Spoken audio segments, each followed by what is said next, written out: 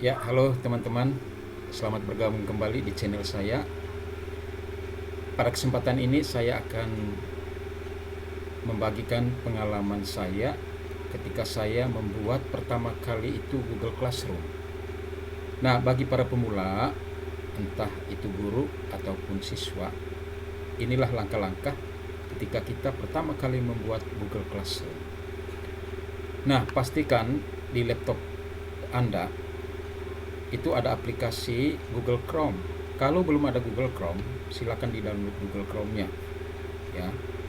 Kalau sudah ada, tinggal klik Google Chrome. Ya. Kemudian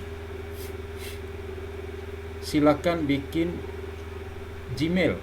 Nah, ini langkah awal supaya nanti bisa masuk ke produk-produk Google. Ya.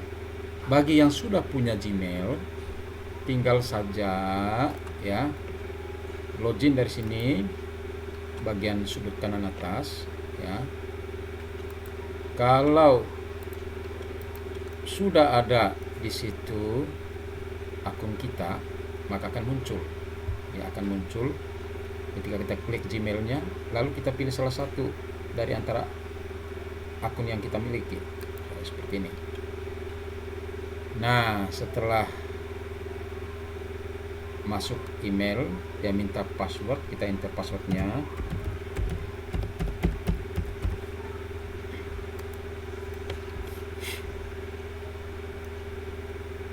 Nah, kemudian kita masuk ke Google Chrome yang memang link dengan Gmail atau akun kita.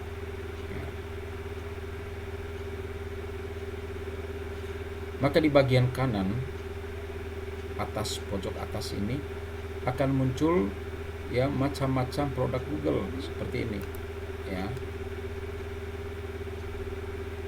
produk Google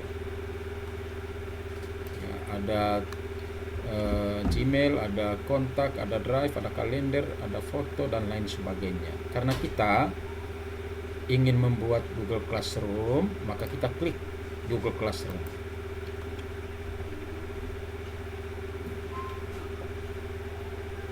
Nah, kebetulan saya sudah punya beberapa Google Classroom untuk anak-anak didik saya.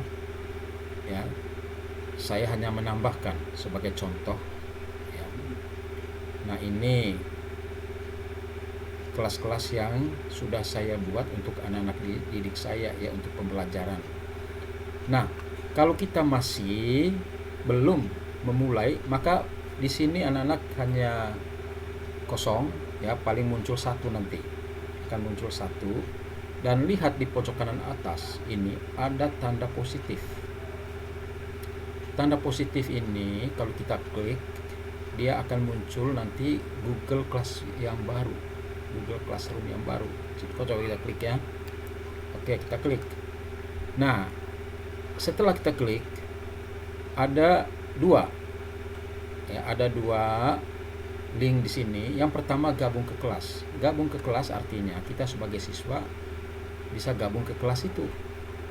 Karena kita guru misalnya, maka yang kita lakukan ada buat kelas. Ya, buat kelas. Coba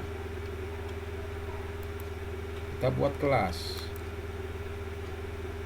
Nah, tampilannya seperti ini kalau buat kelas.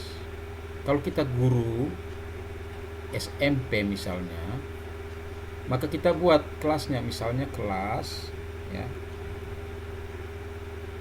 Ya, di sini pakai huruf besar semua, kelas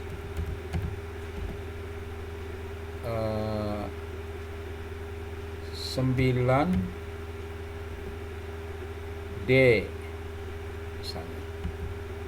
Nah, kita mata pelajaran apa yang kita ajarkan? Misalnya agama Katolik.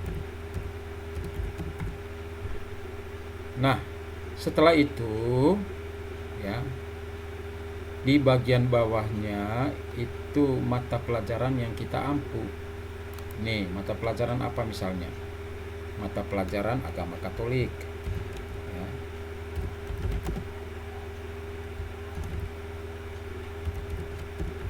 Dan budi pekerti. Nah, ruang berapa? Nah, ini tidak usah kita tulis ruangnya, karena di atas sudah ada tulis kelas 9D agama Katolik.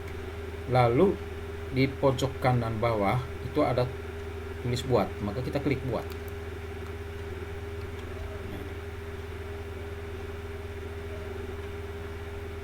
Kita tunggu sebentar, lagi proses ya. Nah, maka sudah ada kelas yang baru ya, kelas 9D agama Katolik ya.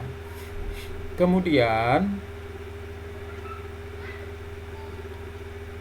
bagaimana kalau misalnya kita mau tambahkan pengajar? Nah, tentu penting ini anak, misalnya ada satu kelas tetapi ada 2 guru ya. Contoh misalnya mata pelajaran IPA ya, kelas 9D tapi IPA. Nah, tentu ada satu guru fisika, ada satu guru biologi, tapi mereka menggunakan kelas yang sama.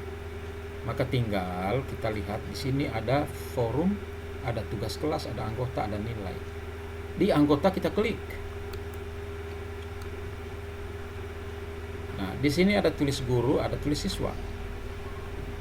Karena kita mau tambahkan guru atau pengajar, maka kita klik positif ini. Oke. Nah, kemudian kita minta Gmail dari guru tersebut, lalu kita tulis, undang dia pakai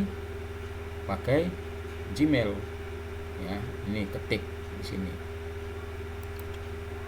Nah, kemudian kalau dia seorang siswa, ya, maka kita undang dia di bagian sini, ketik email siswa.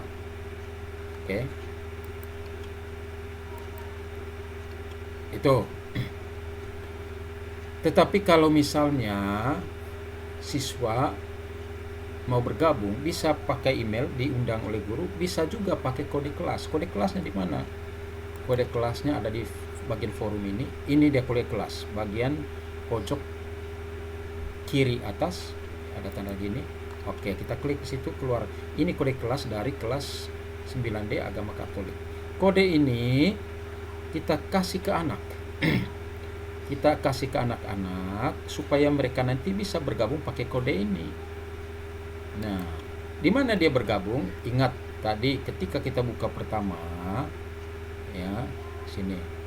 Ketika kita buka pertama, di situ ada tanda positif bagian kanan. Ya, ketika anak bergabung, gabung kelas begini. Gabung kelas misalnya, lalu dia mengetik kodenya di sini, kode kelas. Lalu gabung.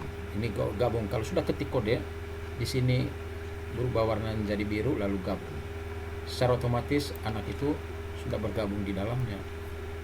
Kalau dia sebagai guru, dia gabung pakai apa tadi? Pakai kode kelas, tinggal gabung di atasnya, gabung. Lalu guru itu akan menulis kode kelasnya di bagian sini. Setelah ditulis, lalu bagian kanan atas ada nanti warna biru setelah kita tulis lengkap kodenya sini. Jangan salah menulis kode, karena dia tidak akan mau masuk kalau misalnya salah mengetik. Klik gabung, lalu secara otomatis guru itu masuk sebagai pengajar di kelas itu. Ya. Nah, ini dari kelas agama. Ya. Lengkaplah ya. Kalau sudah di sini semua sudah ada ya, guru, tambah kepala sekolah misalnya. Mengapa tambah kepala sekolah? Karena kepala sekolah bisa masuk ya sebagai apa? Sebagai kepala sekolah dia supervisi gurunya. Ditambah lagi misalnya kurikulum ya, ditambah lagi misalnya di situ kesiswaan. Nah, itu sebagai pengajar. Karena suatu ketika dia bisa masuk sendiri tanpa harus izin kita, bisa.